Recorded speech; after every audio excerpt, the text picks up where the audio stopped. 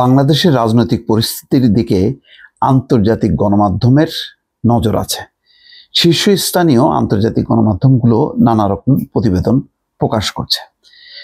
সর্বশেষ যেই প্রকাশিত যে প্রতিবেদনটা করেছে সেটা নিউ ইয়র্ক টাইমস, খুব প্রভাবশালী এবং খুবই পরিচিত সুপরিচিত একটা গণমাধ্যম। তারা যে শিরোনামটা করেছে যে বিপ্লবের 1 বছর পর আশা হতাশায় রূপ নিচ্ছে। অনেকগুলো কার্যক্রম তারা বলেছে যেই প্রত্যাশা নিয়ে যেই উত্থান ঘটেছিল, কিন্তু পরবর্তীতে সরকার সেটাকে বাস্তবে রূপ দিতে পারেনি। রাজনৈতিক দলগুলো বিচ্যুত হয়েছে, বরং রাজনৈতিক দলগুলো পরস্পরের বিরুদ্ধে একাট্ট হয়েছে। সংস্কারের যেই কার্যক্রমগুলো হাতে নিয়েছিল, 11টা সংস্কার উচ্চাভিলাষী পরিকল্পনা ছিল, কিন্তু সেই উচ্চাভিলাষী পরিকল্পনা বাস্তবায়নের ক্ষেত্রে রাজনৈতিক দলগুলোর মধ্যে তেমন সাড়া পাওয়া যায়নি, বরং তারা নির্বাচনের জন্য ব্যতিব্যস্ত ছিল।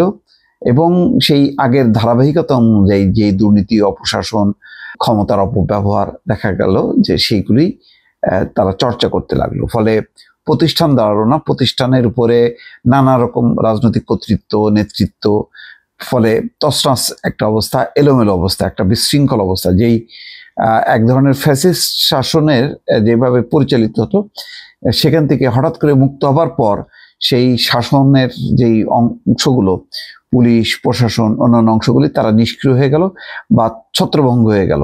এখন এই ভাঙা চোরা ব্যবস্থার উপরে যে সরকার আসলো, সেই সরকার ঠিক মতন তারা শাসন কাজটা আগাইতে পারলো না, কারণ তার পক্ষে কোনো রাজনৈতিক দল তাদের সাপোর্ট ছিল না। জনগণের হয়তো একটা সাপোর্ট আছে, কিন্তু তার যে সংগঠিত একটা রূপ সেটা কিন্তু প্রকাশ পায়নি। ফলে ধীরে ধীরে হতাশার রূপ নিয়েছে। যে ছাত্ররা একটা গণঅভ্যুত্থান সংগঠিত করলো, তারা যখন রাজনৈতিক দল গঠন করলো, তখন তারাও একটা প্রতিপক্ষ হিসেবে দাঁড়ায় গেল।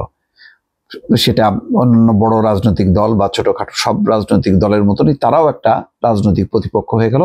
ফলে সবাইকে নিয়ে মার্চ করা, যেই স্বপ্নটা বাস্তবায়ন করার বিষয়টা সামনে আসলো, সেটা কিন্তু আর বাস্তবায়িত হলো না। এখন এখানে বলা হচ্ছে যে কাঙ্ক্ষিত পরিবর্তনের ধীর গতিতে অনেক বাংলাদেশি হতাশ। তারা ভাবছেন, তবে কি আবু সাইদের মতন বিক্ষোভকারীরা বৃথাই নিজেদের প্রাণ উৎসর্গ করলো? এই প্রশ্নটা আসলো। মোহাম্মদ ইউনূসের নেতৃত্বে সরকার দুর্নীতি, মূল্যস্ফীতি, চাকরির স্বল্পতা এবং প্রবলভাবে জেঁকে বসা প্রশাসনের মতো পদ্ধতিগুলো সমস্যা দূর করার চেষ্টা করেছে। শেখ হাসিনার বিরুদ্ধে জনরোষ আংশিক বাড়িয়ে দিয়েছিল এসব সমস্যা। গণতান্ত্রিক সংস্কার কাজ দ্রুত কার্যকর করা শিক্ষার্থীদের জোর দাবি ছিল। তারা চাইছেন গত বছরের বিক্ষোভকারীদের উপর হামলার জন্য শেখ হাসিনা এবং তার দলের অভিযুক্ত নেতা কর্মী এবং পুলিশ সদস্য সহ অন্যদের দ্রুত বিচার হোক। আবু সাইদের ভাই রমজান আলী বলছেন, আমরা ভেবেছিলাম দেশ নৈতিকভাবে উন্নত হবে, বৈষম্য শেষ হবে, সুষ্ঠু নির্বাচন হবে, হত্যাকারীরা শাস্তি পাবেন এবং সেই শাস্তি অপরাধীদের আতঙ্কিত করবে, কিন্তু এরকম কিছুই ঘটেনি। সত্য তাই। সেই নির্বাচনটা ভালো নির্বাচন হবে, কিভাবে নির্বাচন হবে সেটা নিয়েই তো একটা রাজনৈতিক দলগুলোর মধ্যে টানা হেঁচড়া। রমজান আলী বলছেন, মোহাম্মদ ইউনূস না থাকলে পরিস্থিতি হয়তো আরো খারাপ হতো, হয়তো তিনি থাকাতে কিছু ঠেকনা দেয়া গেছে। বিশ্বের অন্যতম দরিদ্র এবং দুর্নীতিগ্রস্ত একটি দেশের সংস্কার কাজের ভার মোহাম্মদ ইউনূসের কাঁধে এসে পড়েছে। এটি এমন এক দেশ যা এখনো বিভক্ত, নানা বিষয়ে বিভক্ত। সেখানে আবার প্রায় 50টা রাজনৈতিক দল রয়েছে। আইন শৃঙ্খলা পুনঃপ্রতিষ্ঠা করাই ছিল মোহাম্মদ ইউনূসের প্রথম কাজ। গণঅভ্যুত্থান পরবর্তী লুটপাট, বিশৃঙ্খলা এবং সংখ্যালঘু সম্প্রদায়ের মানুষের উপর হামলা দেশকে অস্থিতিশীল করে তুলেছিল। তবে দেশ বর্তমানে আগের চেয়ে বেশি স্থিতিশীল হলেও মানবাধিকার সংস্থাগুলোর অভিযোগ, হিন্দু, সংখ্যালঘু এবং শেখ হাসিনার সমর্থকদের উপর চালানো সহিংসতা দমনে সরকার যথেষ্ট উদ্যোগ নেয়নি। অন্যদিকে একই সময় ইসলামী কট্টরপন্থীরা নিজেদের অবস্থান শক্তিশালী করার চেষ্টা চালিয়েছে। বড় পরিসরে সংস্কার কর্মসূচি শুরু করা ছিল ইউনূসের পরবর্তী লক্ষ্য। এর জন্য 11টা কমিশন হয়েছে, কিন্তু সেই কমিশন এগোচ্ছে না। ঢাকা বিশ্ববিদ্যালয়ের একজন শিক্ষার্থী আব্দুল্লাহ সালেহিন অয়নের সাক্ষাৎকার নিয়েছে নিউ ইয়র্ক টাইমস। সেখানে তিনি বলছেন, এখন সবকিছু এলোমেলো মনে হচ্ছে। গত বছর সরকারি চাকরিতে কোটা ব্যবস্থার বিরুদ্ধে অসন্তোষ থেকে শুরু হওয়া বিক্ষোভে তার পায়েও গুলি লেগেছিল।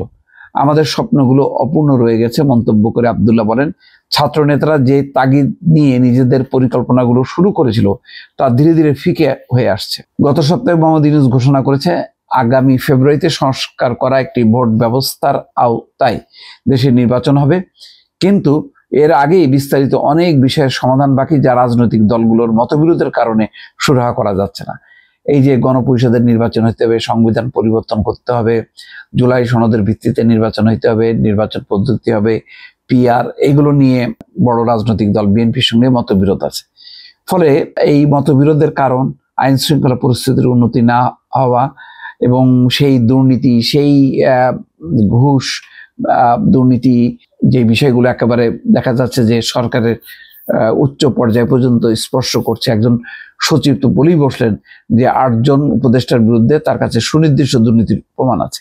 এটা বলে একটা বিব্রতকর অবস্থা। যদিও মির্জা ফখরুল ইসলাম আলমগীর তার প্রতিবাদ করছেন, কিন্তু অনেকের মধ্যে বিশ্বাস জন্মাতে শুরু করেছে যে উপদেষ্টাদের কেউ কেউ দুর্নীতিতে নিমজ্জিত, যেই পুলিশ প্রশাসন দুর্নীতি মুক্ত হবে এবং একেবারেই পরিবর্তিত নতুন একটা ব্যবস্থা চালু হবে, কিন্তু দেখা যাচ্ছে সেটা না, বরং এখন লেভেল প্লেইং ফিল্ড নিয়ে রাজনৈতিক দলগুলো বক্তব্য রাখছে, অর্থাৎ নির্বাচনটা একতরফা হয়ে যেতে পারে তেমন কথাও বলা হচ্ছে। সব মিলিয়ে মানুষ যথেষ্ট পরিমাণ আশাহত হয়েছে। এই জায়গার থেকে আবার উত্তরণ ঘটবে তেমন হয়তো নির্বাচনের মধ্য দিয়ে সেটি হতেও পারে, নাও হতে পারে, কিন্তু আপাতত যেটা মানুষের মধ্যে একটা হতাশা কিন্তু ক্রমেই বাড়ছে, এটা হলো বাস্তব। ভালো থাকবেন, আল্লাহ হাফেজ।